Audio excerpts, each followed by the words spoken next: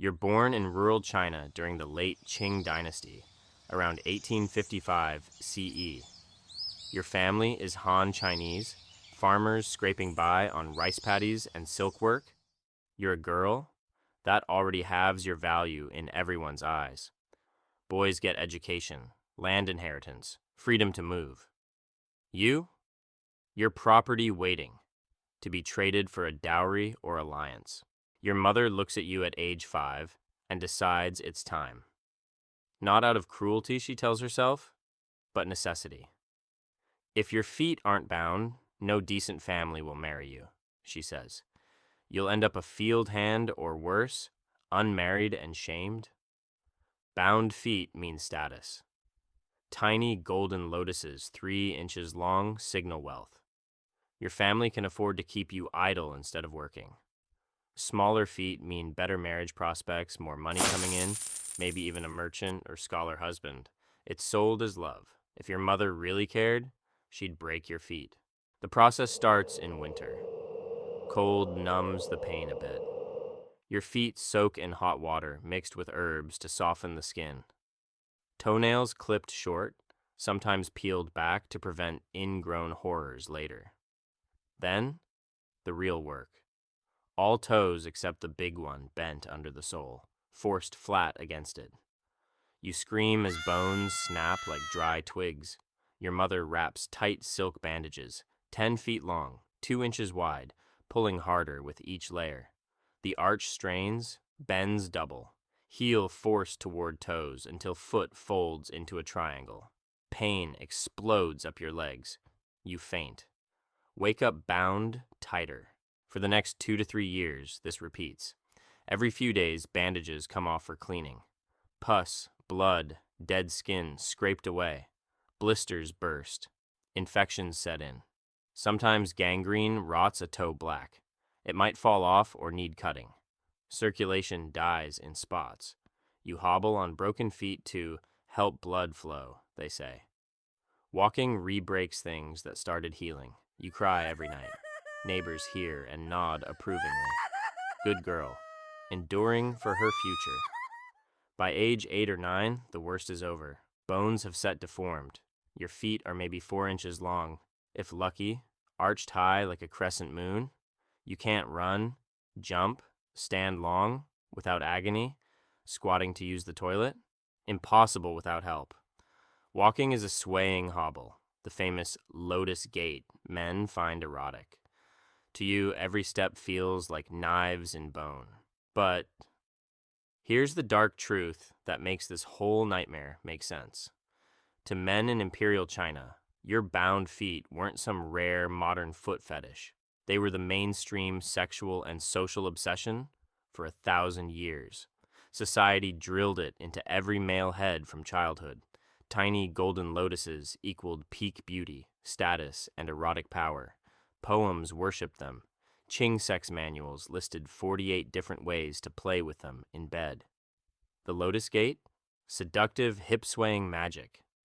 Feet stayed hidden under bandages and shoes, so unwrapping them was more taboo and intimate than nudity. Some men preferred never seeing the bare foot. The fantasy stayed perfect that way. Smell and rot hidden. Culture turned crippling you into the ultimate status symbol and turn-on. Smaller feet equals richer husband, prouder family, bedroom bragging rights. Teen years bring the payoff. Your tiny feet get embroidered silk shoes, lotus patterns, bells sometimes. Family parades you. Matchmakers notice.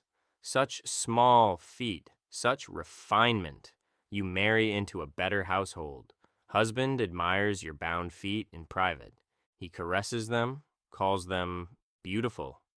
Intimacy revolves around them. They're an erogenous zone, forbidden and fetishized. You endure because it's your role. Pain during intimacy? Normal. You stay quiet. Life settles into routine. You're a status symbol in the home. No field work, no heavy lifting. Servants or unbound poor women do that. You embroider, spin thread, manage household accounts sitting down. Feet throb constantly.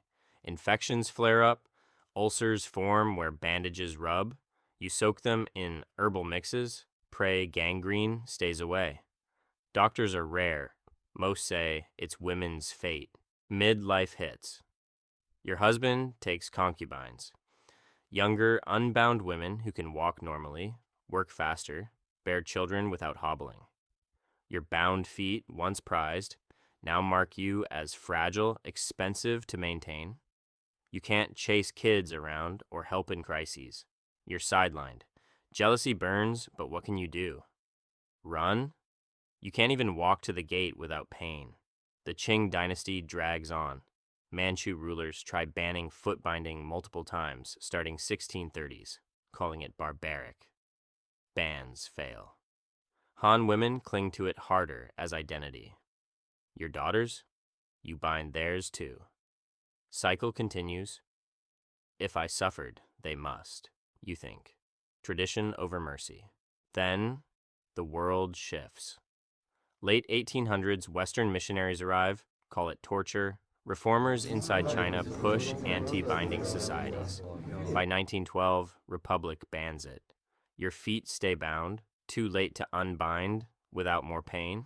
Fashion changes fast. Unbound women enter schools, jobs, modern marriages. Your golden lotuses become relics, embarrassing.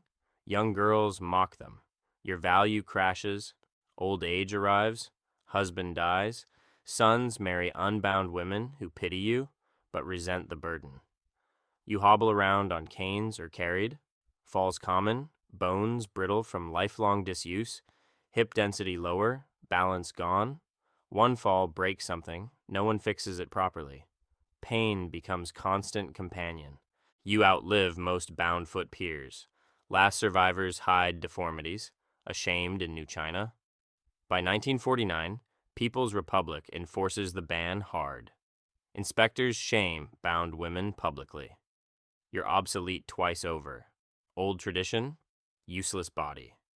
One day, alone in a dim room, fever from old infection returns. Gangrene creeps back. No medicine reaches rural you fast enough. You lie there, feet throbbing under silk shoes you once prized. Thoughts blur. You remember the girl who screamed at 5, promised beauty and security? Instead, lifelong prison of pain, dependence, erasure. You die quietly. No one writes your story. Bound feet fade into history books as curious custom.